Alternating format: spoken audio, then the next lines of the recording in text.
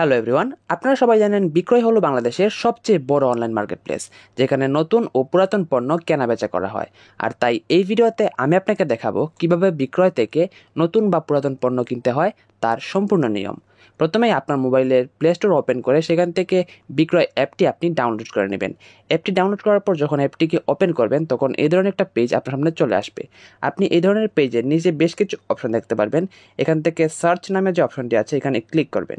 Click করার পর আপনি যদি চান যে কোনো নির্দিষ্ট এলাকা থেকে আপনি শুধুমাত্র পণ্যটি কিনবেন যেটা আপনি কিনতে চান, ধরুন আপনি একটি মোবাইল কিনবেন, এখন আপনি চাচ্ছেন যে শুধুমাত্র ঢাকা শহর বা আপনার যে জেলা হবিগঞ্জ বা সিলেট এরকম শহর থেকে আপনি কিনবেন, তাহলে আপনি কী করবেন, এখান থেকে দেখতে পারবেন স্থান পরিবর্তন করুন নামে একটি অপশন আছে।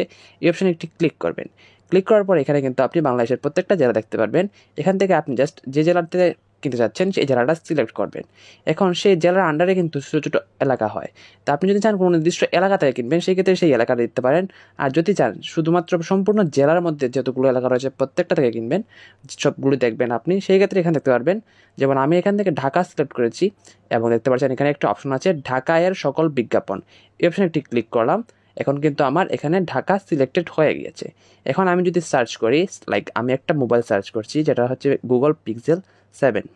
মোবাইলটি লিখে সার্চ করার পর আমি যদি জাস্ট বেশ কিছু অপশন নিচে আসবে, এখান থেকে আমি যদি ক্লিক করি তাহলে এখন আমার সামনে যতগুলো মোবাইল গুগল পিক্সেল 7-এর অপশন চলে আসছে প্রত্যেকটাই কিন্তু ঢাকার মধ্যে, যেহেতু আমি ঢাকাটা সিলেক্টেড করেছি। সো এখন আমি ধরুন আমি একটা পুরাতন মোবাইল কিনে দেখাচ্ছি। এখানে দেখতে পাচ্ছেন গুগল পিক্সেল 7 নামের যে ফার্স্ট পোস্টটি রয়েছে, আমি এটাতে একটু ক্লিক করলাম। ক্লিক করার পর এখন যদি আমি এটাকে কিনতে চাই তাহলে আমাকে প্রথমে কিন্তু এটার ডেসক্রিপশনটা দেখতে হবে, এটার কন্ডিশন কি, ব্যবহৃত, এবং এখানে আপনি যখন মূল্য দেখবেন মূল্যর পাশে দেখবেন লেখা থাকতে পারে আলোচনা সাপেক্ষে, তাহলে বুঝে নেবেন যে আপনি মূল্য দাম দর করতে পারবেন। আর যদি এরকম কিছু লেখা না থাকে সেই ক্ষেত্রে বুঝতে হবে এটা একটা ফিক্সড রেট, এখানে আপনি দাম দর করতে পারবেন না, উনি যা লিখেছেন সেই মূল্যে আপনাকে কিনতে হবে। এবারে আপনি নিচে দেখবেন বেশ কিছু অপশন রয়েছে যেখান থেকে আপনি প্রোডাক্টটি সম্পর্কে বিস্তারিত জানতে পারবেন, যে এই প্রোডাক্টটি আপনাকে কীভাবে কিনবেন। সো আপনার যদি মনে হয় যে প্রোডাক্টটি ঠিক আছে সব কিছু, আপনি জাস্ট দাম দর আলোচনা সাপেক্ষে কিনতে রাজি, সেই ক্ষেত্রে আপনি নিচে দেখতে পারবেন হোয়াটসঅ্যাপ, চ্যাট, কল করুন, 3টা অপশন পেয়ে যাবেন। এই 3টা অপশনের মধ্যে যে কোনো একটা মাধ্যমে আপনি যিনি মোবাইলটা বিক্রি করতে যাচ্ছেন তার সাথে যোগাযোগ করতে পারবেন।